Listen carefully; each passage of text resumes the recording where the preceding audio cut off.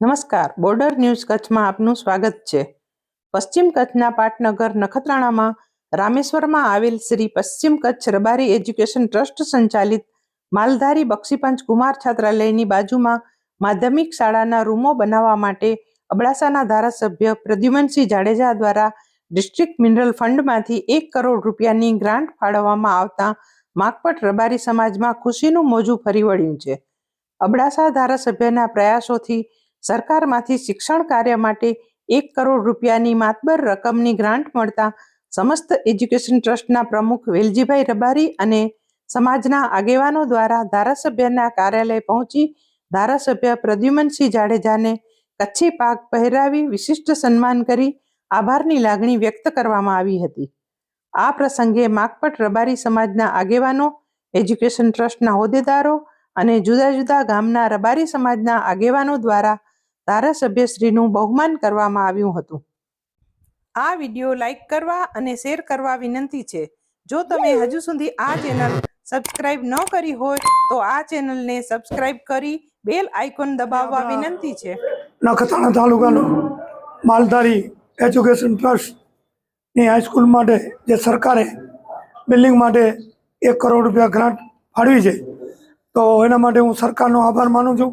અને આજ તમામ રબારી સમાજના અગ્રણી, ટ્રસ્ટી, સામાજિક આગેવાનો એનો બધા આભાર માનવા આવ્યા છે.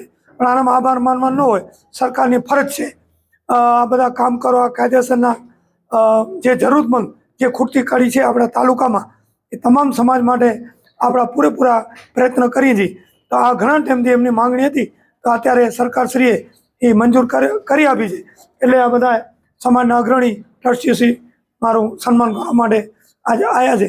તો હું સમાજનો પણ ખૂબ ખૂબ આભાર માનું છું. આજ રોજે પશ્ચિમ કચ્છ રબારી એજ્યુકેશન ટ્રસ્ટ અને રબારી માધ્યમિક શાળા, જેમના માટે બિલ્ડિંગ માટે સરકારશ્રી અને પ્રદ્યુમનસિંહ બાપુ એમના પ્રયાસોથી જે 1 કરોડ જેવી માતબર રકમ જ્યારે આ સંસ્થાને જ્યારે ફાળવી છે, ત્યારે રબારી સમાજ અને આ સંસ્થા વતી હું એમનો ખૂબ ખૂબ હૃદયપૂર્વક આભાર માનું છું. બીજી વાત એ કે ખરેખર આપ સૌ જ્યારે રબારી સમાજના બધા આગેવાનો અહીંયા હાજર છો, ત્યારે કે આ વિચાર કેમ આવ્યો, એનું મુખ્ય કારણ એ કે સમાજની ધીરજ ને બાપુના પ્રયાસ.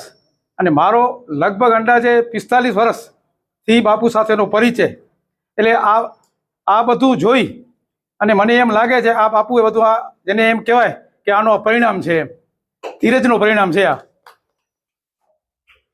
કારણ કે હંમેશા ઉતાવળે કદી આંબા પાકતા નથી. જ્યારે આપણે બધા ધીરજ રાખી તો આ ધીરજનું પરિણામ છે. તો હું સમાજને પણ એ વિનંતી કરું છું કે હંમેશા દરેક બાબતમાં ધીરજ રાખવી, ઉતાવળે કદી આંબા પાકતા નથી. અને બાપુનો તો જેટલો આભાર માનીએ એટલો ઓછો. આ એક નથી, અનેક કામ કર્યા છે, હજી કરવાના ઘણા બધા બાકી છે. એટલે આપણી આશા ઘણી બધી છે અને એ થવાનું છે. તો તમે વિશ્વાસ રાખજો. અને માથે જ્યારે આ બધું આવી રહ્યું છે તો સમાજ આ બાબતને ભૂલે નહીં, એટલી પણ હું આપ સૌને વિનંતી કરું છું.